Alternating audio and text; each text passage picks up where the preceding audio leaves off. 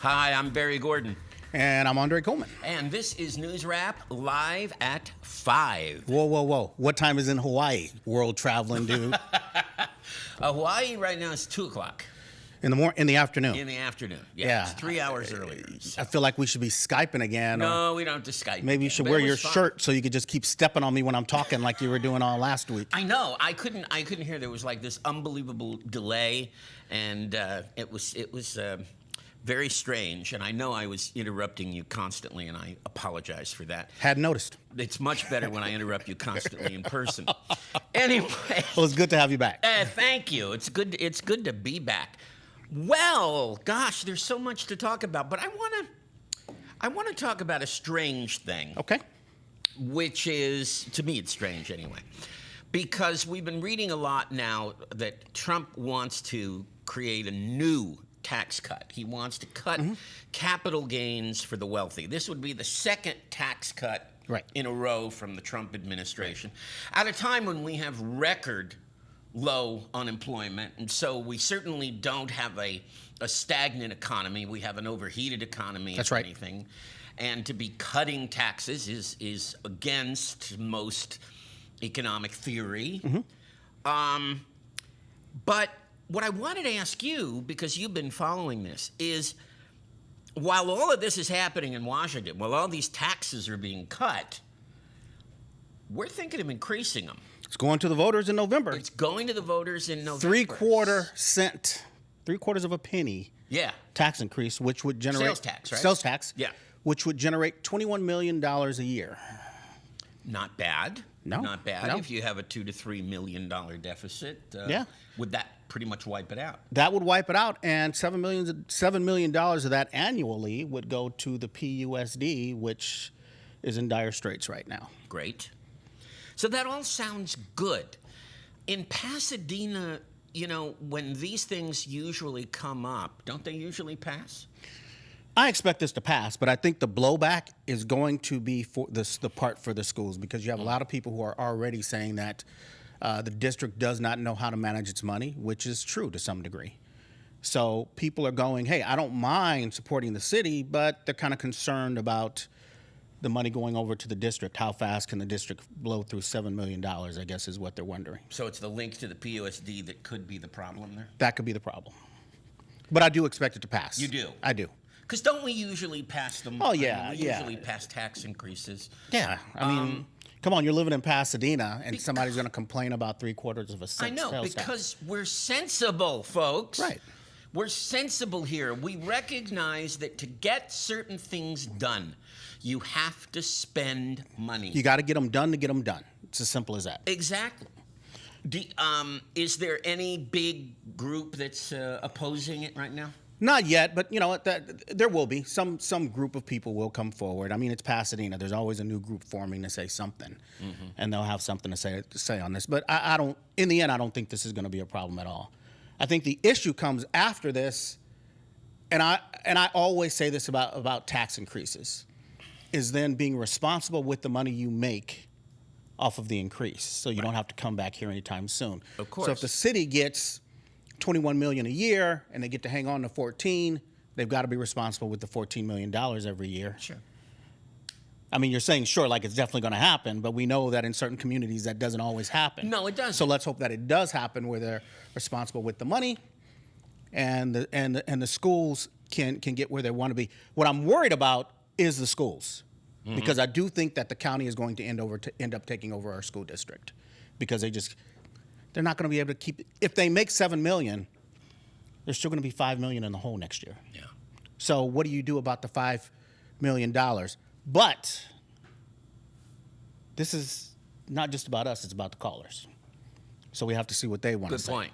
Good point. If you want to jump into this conversation, you can do that by calling 626-794-8585. That's right. We're talking about taxes. We're talking about local taxes, but we're also talking about the tax cuts. You can broaden it out any way you want. Let me ask you this, straight. If this thing passes, is all the money now accounted for, or will the city be able to spend money on some other things at its discretion? And what things might those be? They have On the proposed ballot measure, they did list that a lot of the money will go to public safety, stuff like that. So you kind of want to push it in the right direction. I don't think they're marrying themselves to these things, but what they have definitely said they would do is give the money to the schools. Okay. So, and I think we have a caller. I think we need money in the schools. I think every district in this country needs money in the schools for the most part. Yeah. Except for some very rich white suburban districts. And even they give money. San Marino, maybe. Yeah. But they need money too. Okay, we've got a caller right away. Eric. Eric, welcome to NewsRap. Hi, guys. Hi. How's it going? Thank you. I'm doing fine. Good. I'm a resident here in Pasadena, taxpayer, and I'm about sick and tired of all the tax increase to bail out the Pasadena school districts. We're still paying for the Measure Y, now the Measure TT, now another bond measure wants to come up to just bail the district out. Why is it as taxpayers we get hit so hard with this? What's your solution? My solution is to vote no for the next bond measure. That's not what I'm asking. He's asking how you make the money. What's your solution to make the schools better? Is it not money? How do we do that? It's a management problem. They hire too many management. Okay. So you want to see cuts? I want to see cuts from the top, not below. But even then, how much money is that going to save? The only way to solve that is to stop these outrageous salaries that they give district management. okay, but next year the district is going to be $12 million in the hole. In 2 years, excuse me. There's not one salary that's going to close up $12 million. That's closing a whole lot of schools. That's firing a whole lot of people. I don't even think we can. Teachers. It's not firing management. It's firing teachers. I don't think we're going to cover this that way, quite frankly. But I do agree with you. They haven't been great servants with the people's money. Yeah, they're too top heavy. Yeah. The average salary for management per year average out to way over $1 million In the school district? in the school district. Well, I'll be sending them an application next week. That's for sure. You're saying that you're Average saying salary is $180,000 a year. Wow. You know what? I'll go work One person. I will go work 1 year, and they can fire me to help save money at that rate. Hey, thanks for calling. Yeah, but I hope not everyone votes no, because I understand what you're talking about, but I also understand that we need the money, and the city needs the money. Do you think the city made a mistake to link this to the schools, or do you think they wouldn't have gotten the support otherwise? I think they're going to pass it either way, but I think that the schools needed a separate measure. I don't think they should have put it on one measure. You know what? I think the school district, and Victor Gordo pointed this out, I think they need to show that they're good stalwarts with the people's money before they start getting a check for $7 million every year, or however they're going to get it in payments or whatever. You have to begin to question it. And with declining enrollment's not growing, it's declining. Right. So they're losing average daily attendance money. So even if we give them $7 million, the enrollment's going to continue to decline. So they're going to need more and more and more money. So they're going to still have to come up with their own plan to make money. So how do they do that? Hey guys. Yeah, that's that's the voice of Danielle. That's the voice of Oz. Oh, hey, hey. That's the Hey, voice Danielle. of Oz. We have a Facebook comment. Okay. Andrew Silk is on here, and he said, "Do you know what the district plans on spending the money on?" I know the district has to cut from special ed largely. They're going to need it to maintain educational programs, arts programs, to keep schools open, and not to fire more teachers, quite frankly. Yeah. I mean, one of the things we have to understand about Pasadena is at one point, Pasadena was running 42 schools. And we have the largest number of private schools per capita in the United States. So just imagine the number of students that should be in public school that are going to private school. So we're losing money left and right. So a lot of this is just what I would call maintenance money. It's just to keep things moving correctly. And that sounds right. And by the way, I'm a huge proponent of keeping arts programs in the schools. I think you get incredible results. The multiplier effect of I agree. that is amazing. If you get someone into arts, for whatever reason, and a lot of psychologists have spoken about it, but if you get someone into arts, you're creating someone with a lot of creativity, and their intelligence level seems to be higher in other programs. So I think we need other more subjects. arts programs. I do honestly, too. Not just to maintain status quo. We should always be looking to kind of extend those programs. Yeah, no. When And I how was a much deeper kid can we in go? the Neolithic era, Way back when, huh? yeah, they were teaching art, they were teaching drama, they were teaching music, they were teaching all of those things. And as a matter of fact, they were required. I mean, Wow. you had to have some of that, particularly in elementary school, middle school, and So They were it's teaching you gotta guys how to continue. ride the horse and which side to whip the horse on to get them No, to go that- faster. that we That didn't was your get driver's ed, right?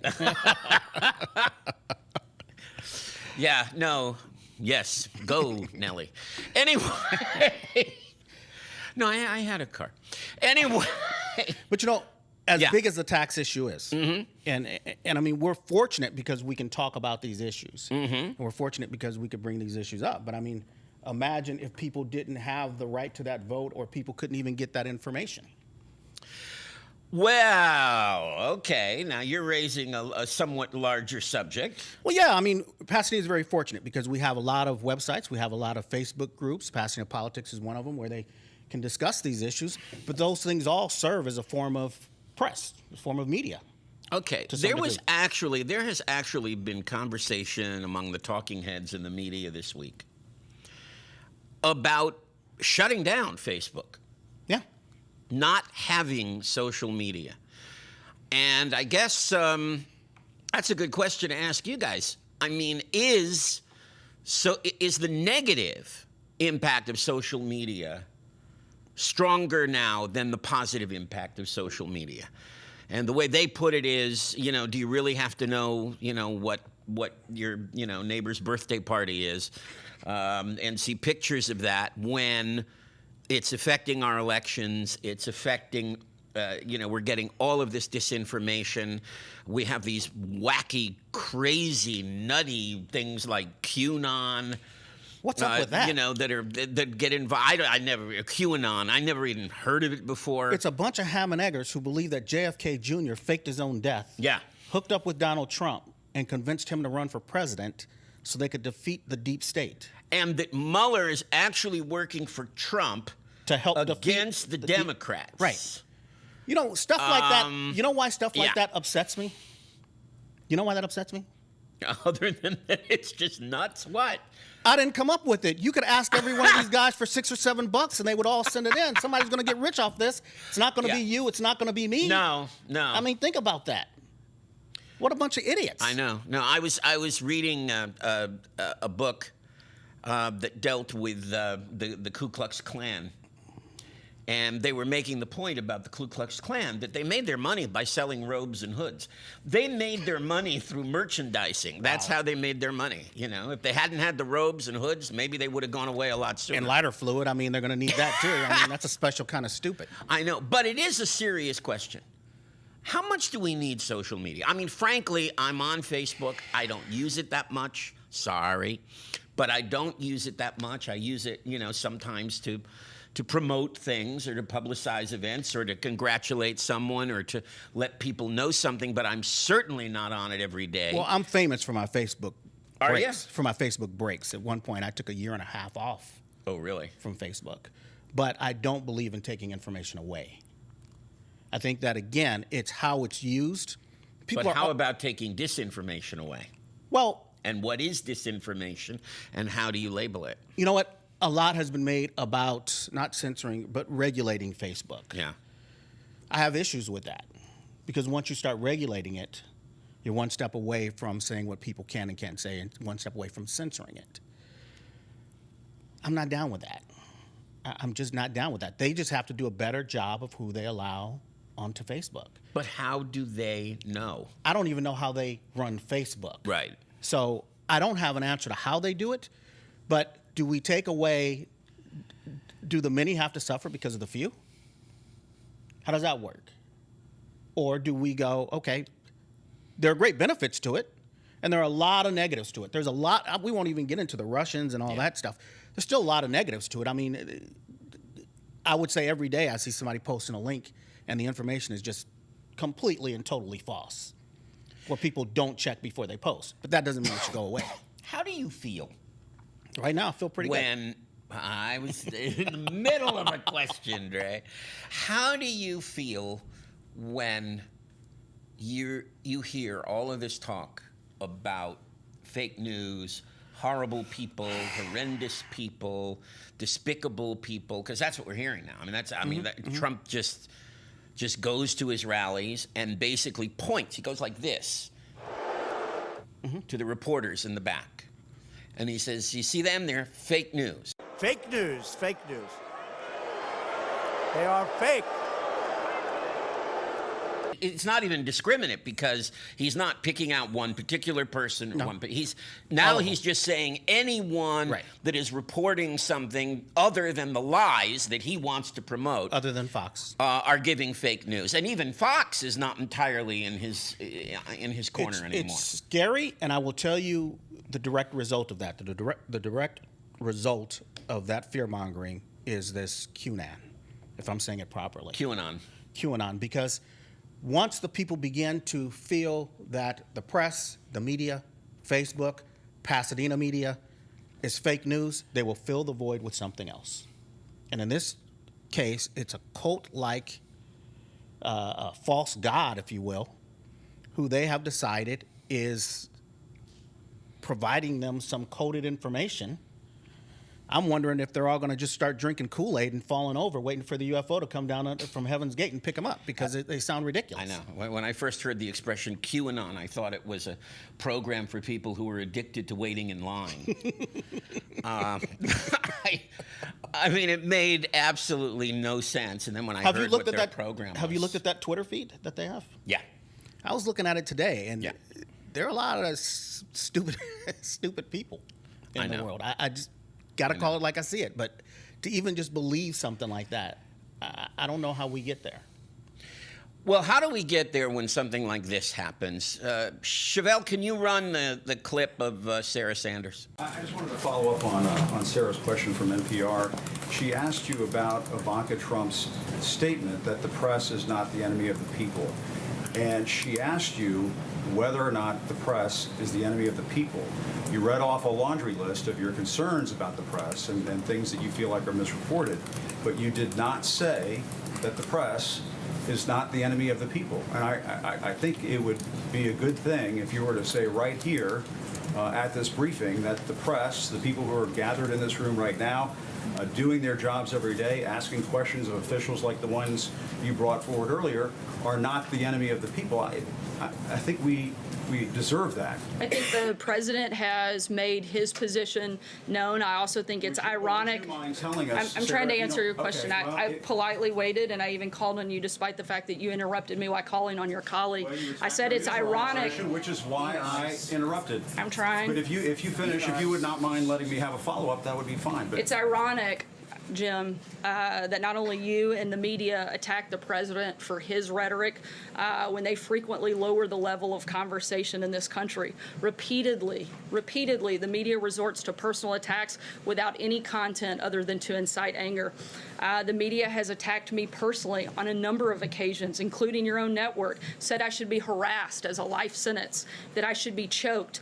ICE officials are not welcomed in their place of worship, and personal information is shared on the internet. When I was hosted by the Correspondents Association, of which almost all of you are members of, you brought a comedian up to attack my appearance and call me a traitor to my own gender. In fact, as I know, as far as I know, I'm the first press secretary in the history of the United States that's required Secret Service protection. The media continues to ratchet up the verbal assault against the president and everyone in this administration, and certainly we have a role to play, but the media has a role to play for the discourse in this country as well. Sarah, if you're watching, you probably aren't, but who knows? You may come across this show. And if you're watching, I just want to give you a little bit of advice because I'm a professor and I've taught something called politics and the media. And I kind of studied what a press secretary is supposed to do. One thing you're not supposed to do is make things personal about you. Yeah. That's not what a press secretary does. You're supposed to represent the president. Now, if he says ridiculous things and you have to back those ridiculous things, I don't blame you for that. On the other hand, when you make it about you, and you constantly do, if you look at your press conferences, your press briefings, whatever you want to call them these days, there is so much use of the word I and me. that it is unbelievable. This isn't about you. This isn't about Mike Huckabee's little baby girl. And it's not an easy role that you have, having to speak for a pathological liar. Sorry, we didn't put you in this position. You put you in this position. And you can get out of it tomorrow. As far as being harassed at a restaurant, I'm sorry that happened. We all apologize. I don't. We don't all apologize. That's her all damn right? fault. That's one thing. But let me tell you that you earn it. You earn our disdain. You earn our disapproval. Because you're not good at your job. Well, first off, she told a lie anyway. When did somebody say that? Totally lie. When did somebody on that she should CNN be choked? And who in the hell can choke Sarah Sanders? She could probably take both of us at the same time. And this is what I can't figure out. Can we show a piece of that clip again? Which part? Or all of it? No, the piece of Sarah talking. Just a piece of it. It's ironic, Jim, that not only you and the media attack the president for his rhetoric when they frequently lower the level of conversation in this country. Repeatedly, the media resorts to personal attacks without any content other than to incite anger. The media has attacked me personally on a number of occasions, Okay, including kill it. your own network, said I should be harassed as a life sentence. I could be wrong about this. Why does it look like she's reading? That's what I just realized too. She's reading it. She's reading She was it. reading her response. She was And prepared. if you look further at that, she's reading all of it. Yeah. She's reading about being harassed. She's reading about being Yep. choked. She was prepared. She prepared that. Yep. She was all ready to go with that response. That's right. And it looked rehearsed too when I saw it the second time. So, Sarah, you know, if you can't stand the heat, get out of the kitchen. Simple as that. Because that's about as hot a kitchen as you can get, being Well, press secretary for Donald Trump. Her We've got- job is to provide information yes. to the press. Now, we can argue, and you can argue about any press secretary as if it's propaganda or if it's factual or incorrect. But what you don't begin to do, she was asked a simple question. So the president's spokesperson cannot answer the question and just say, hey, the press or the media is not the enemy of the people. No. No, absolutely She not. couldn't even answer that simple question. No. And then say, but sometimes she couldn't answer the question. You said Communications 101. You don't even see first-time candidates for city council or school board make those kind of mistakes. No, you don't. That's a common sense answer. I was watching that as it happened, and I thought, well, of course she's going to say it. I couldn't believe it when she couldn't answer that question. She should be fired. That was ridiculous. And then, of course, Ivanka sort of answered the question. I guess sort of is a good answer, but, you know, it was one of the lowest moments for her, Yeah. you know? Yeah. And it took her a while to even muster up the strength to say that the media is not the enemy of the people. I know. We might have time for one or two more calls, I think. 626 but we're getting 794 close to the end. 8585. That's right. And then we're going to Facebook. And we will go to Facebook. So if you don't catch us here, you can catch us on Facebook. It's a very, very dangerous situation right now because, look, the press makes mistakes. They make a lot of mistakes. I did a whole class on the mistakes that the press made, on abandoning what I think of as objectivity, which is telling the truth, to this kind of idea of moral equivalency. You just let both sides talk, and you know whatever happens, happens. And CNN has done that for years. Yeah, And yeah. there's no question about that. and say, well, you decide, okay. We can't always decide. Well, I The think truth is that there are things that are true, and they have to be told to us. We can't just like the information that we believe or that we like. We need information that is true, that is verifiable. I think from a reporter's point of view, and even locally, I see this all the time. Every week I have to step back after I write a story, and at the end of that story, I have to ask, am I actually providing information here? Because sometimes you get to the end of the story and you see that you're not providing any information at all. Yeah, You're just listing what people have said. yeah, So I think that's always a challenge media-wise. sure. We have a caller? We do. We have Alan. Hi, Alan. Hey, how are you guys doing today? Good. We have time for your question, and then we'll have to possibly answer it off air when we go to Facebook. Okay, well, I just want to find out, I caught a little bit about a new measure bond issue Yes. that you guys are proposing. And Well, we're you not may or may proposing. not- well, Gosh knows okay, I'm the not school board- proposing it, but go ahead.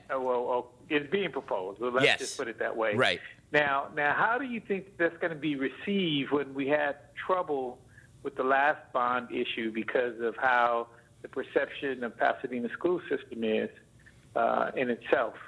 Well, this isn't a Have bond we issue. Really developed? Okay. Well, Yeah, on this the- isn't bond. On the This tax increase, whenever you do a tax increase and then you run into a problem, people always come back to, well, why did we give you more money? Right. That's just the way people respond. It's bound We to will happen. finish this on Facebook. This has been NewsRap. I'm Andre Coleman. And I'm Barry Gordon. And we'll be with you on Facebook right after this.